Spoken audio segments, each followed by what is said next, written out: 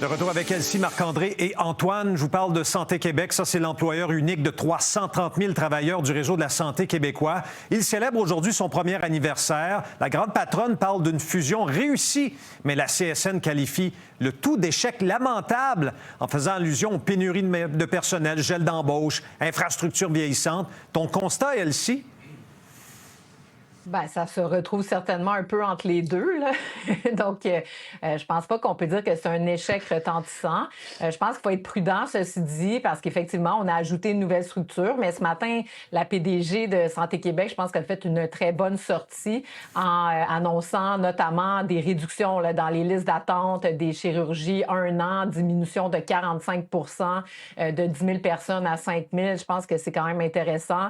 Le projet de loi du ministre Dubé, notamment pour faire affaire là, avec le personnel indépendant, là, les infirmières qui étaient en agence. Donc ça, je pense que c'est un gain du gouvernement, mais qui est mis en application par Santé Québec. Je pense que c'est intéressant. Aussi le fait que le temps supplémentaire a diminué, puis les enveloppes aussi. Donc je pense qu'il y a des succès qu'on doit soulever. Maintenant, est-ce que ça va durer? Est-ce qu'on est capable de faire des changements, notamment à l'urgence, l'accès, les médecins de famille? C'est sûr que le sort des négociations avec les médecins va donner certainement soit de l'oxygène ou pas à la prochaine année et au prochain mandat là, de Santé Québec. Mais moi, je vois quand même un certain optimisme. Là. Je notais aussi, Elsie, une baisse chez les enfants en attente d'être évalués par la DPJ. C'est pas rien. Dis-moi donc, Marc-André, on a banni le recours à la main-d'œuvre indépendante. C'est une bonne chose, selon toi? Bien, clairement, on voit qu'il y a quand même du progrès, là, Yves, là, avec les chiffres par rapport aux évaluation des enfants, par rapport aux listes d'attente. Mais c'est sûr que pour beaucoup de gens à la maison, je pense qu'on ne voit pas nécessairement les changements. Là. Je pense que le bilan est peut-être plus mitigé ou se situe entre les deux, entre ce que la PDG de Santé Québec nous dit, Mme Biron, et ce que les syndicats nous disaient ce matin. Moi, je suis le plus bel exemple à la maison. Là. On n'a pas de médecin de famille. On avait un médecin de famille à Gatineau, on déménage à Québec, perd notre médecin de famille, on est sur une liste, ça arrivera probablement jamais. Fait que c'est sûr qu'on n'a pas l'impression, les gens à la maison n'ont pas l'impression que Santé Québec a tout réglé.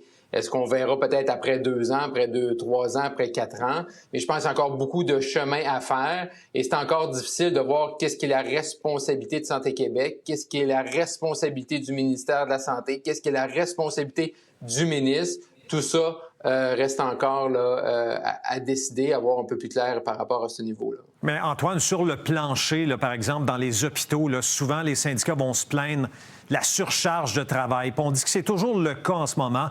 Tu sais, on entend continuellement, Antoine, les travailleuses nous dire on manque de tout dans nos hôpitaux. Oui, Santé Québec, déjà 1 an, mais il y a encore beaucoup de choses à améliorer, surtout sur le plancher, là.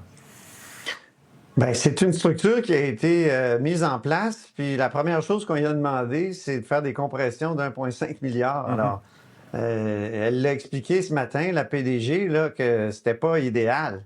Et donc, il manque sans doute des choses. On veut faire des économies sur plein d'éléments. Puis il y a aussi la question des médecins. La PDG a été claire en entrevue avec Mario Dumont. C'est bien au moins qu'ils se parlent, là, parce que quand ils vont s'entendre, le gouvernement et les médecins, l'État et les médecins, bien, enfin, on va pouvoir aller de l'avant. Alors, ça a 1 an.